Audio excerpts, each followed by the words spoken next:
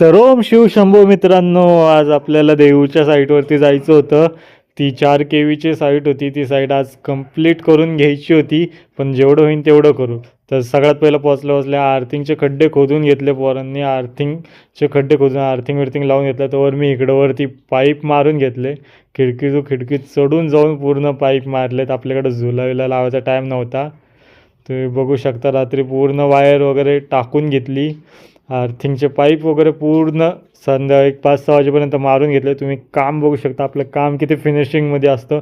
कुठंच तुम्हाला खराब काम आपलं दिसणार नाही.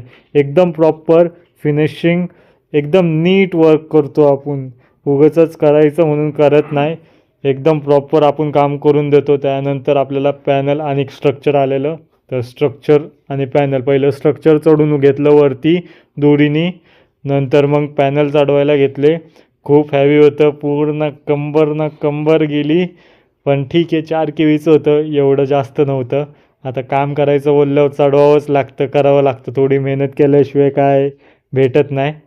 त्यामुळे टेन्शन नाही घ्यायचं मित्रांनो, लढत राहायचं.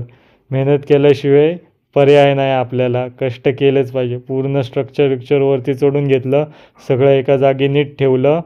म्हणजे आपल्याला आता सोमवारी आपण डायरेक्ट साईटवरती जाणार आहे. उद्या आपल्याला बँकेत जायचं आहे.